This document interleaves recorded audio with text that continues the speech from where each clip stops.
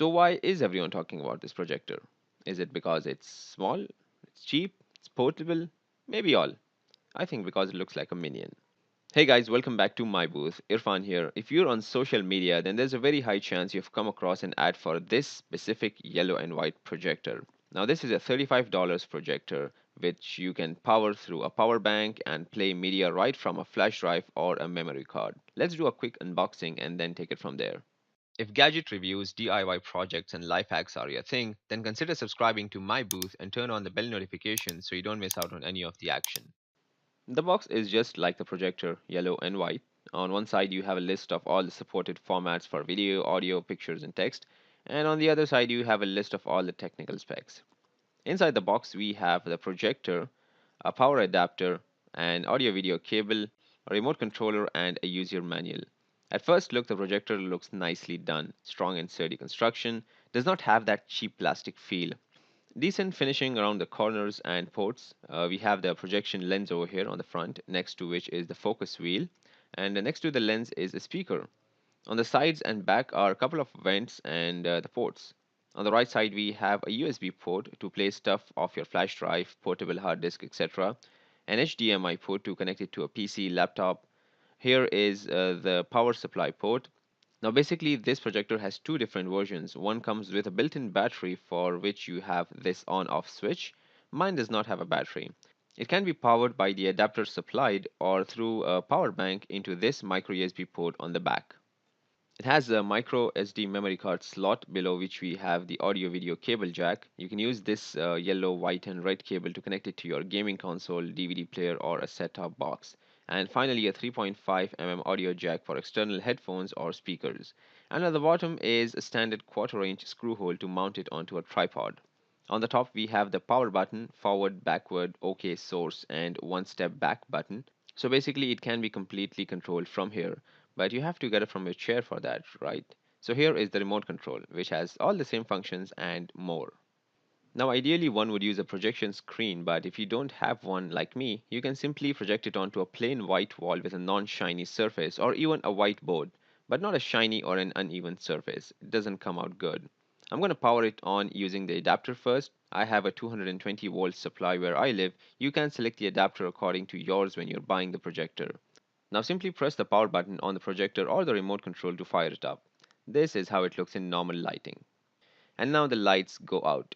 Now the maximum brightness it can give out is about 600 lumens, which is relatively low when compared to what is available out there, but it's actually not bad and quite watchable. Now I wasn't expecting this because of the price point, of course, but it actually has a built-in user interface which is very simple and fluent.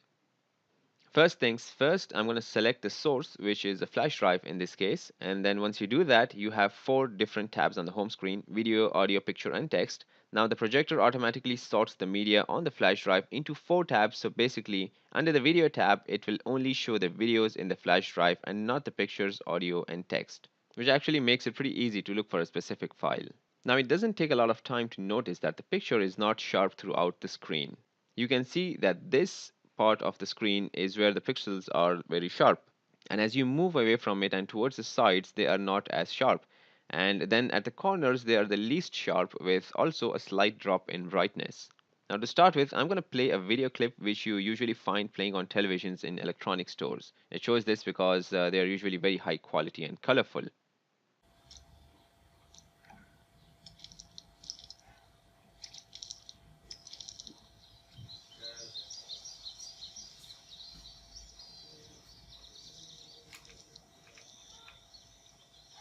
From close up, you can actually see all the pixels individually. And that's because its native display resolution is only 320 by 240 pixels. Means even if you play 4K videos on it, it will show it in 320 by 240 pixels. It is low, no doubt, but come on, it's a $35 projector. Coming to the projection size, it will give you a sharp display when the projector is in the range of 0.8 meters to 2 meters from the screen. At minimum distance, it projects a 26-inch display, and at maximum distance, a 60-inch display. I figured about 1.5 meters is pretty much the optimum distance where the projection size is 43 inches.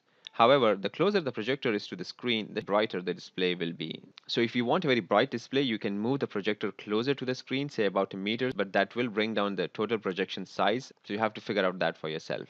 In general, the display is pretty good. The colors are nice and bright and vibrant, and the sound is not bad either. Of course, you'll get the best sound indoors, outdoors, it depends on the ambient noise. And the speaker is surprisingly loud for its size. Right now, I'm more than a meter behind the projector, and if I move any closer, the sound is exceeding my comfort level. However, the quality could be better. Here is how it sounds. Every time you commit one more mistake, you feel you can't repent and that it's way too late. You're so confused, wrong decisions you have made. Haunt your mind and your heart is full of shame. But don't dismiss and never lose hope. If you're looking for a better sound experience, though, you can always plug in some headphones or external speakers. And additionally, you can go into settings and change the audio profile from standard to, say, a movie or sport, or set your own in the user tab. And it actually does make a difference, especially in the headphones. Oh, and by the way, if it is playing a heavy file and that too above 720p, it might tend to lag or freeze.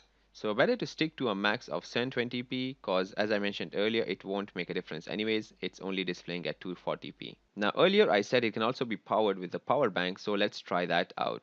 I'll be using the standard 5 volt and 2 amp outlet on my power bank cause that is the suggested rating on the box. Alright, the brightness is noticeably lower, and even in complete darkness, I have to occasionally squint my eyes to see it properly, which is not good. You might not notice it now, but let me show it to you side by side with the adapter version and the exposure locked on my camera.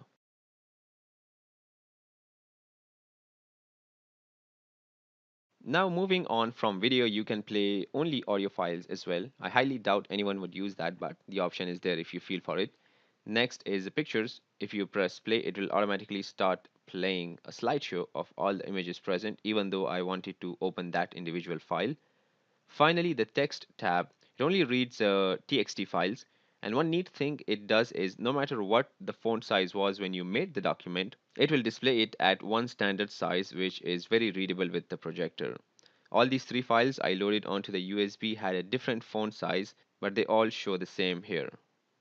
Other than its size, build quality, and portability, there are two more things I like about the projector, and that is the user interface and compatibility. It can virtually play any video file or audio format you throw at it. The settings tab is quite comprehensive and lets you play around with the video features like aspect ratio, color temperature, sharpness, etc. Its native aspect ratio is 4 is to 3 though. And additionally, you can set it to wake and sleep times, etc. And if you're in the mood for it, you can hook it up with your PS4 or any other gaming console and call some friends over for some Tekken or Street Fighter. I'll hook it up with my computer with the HDMI cable and go for the classic Aladdin back from my childhood days. Alright, to conclude, it is a cheap $35 projector which can support up to 1080p videos, pictures, audio, and TXT files, and almost every video and audio format out there. The native resolution is quite low, but if you watch it from a reasonable distance, it is actually quite enjoyable. Being able to play media from flash drives, hard disks, memory cards, and connectivity to gaming consoles, PCs, and set-top boxes really make it worth its price. I'm definitely not going to recommend it for office presentations or any that sort of use, but if you own a 21-inch screen and you want to enjoy an occasional big screen experience on a budget, it's worth it. Plus, if you've got kids, they'll love it. I don't know why, but they will always prefer a projector over TV. Colors are vibrant, brightness is decent with power adapter, and so is the sound. I'll leave a link in the description box below in case you want to check it out. A big shout out to Banggood.com for sending me this projector to check it out on my channel. That's it for now, guys. If you enjoyed this video, please hit that like button below, and while you're there, don't forget to subscribe to my booth for more gadget reviews, life hacks, and facts. You can also follow me on Instagram, Facebook, Twitter, and Instructables. All the links are in the description box below. Click on the thumbnails to watch my other videos, or check out my YouTube channel for more. And as always, thanks for watching.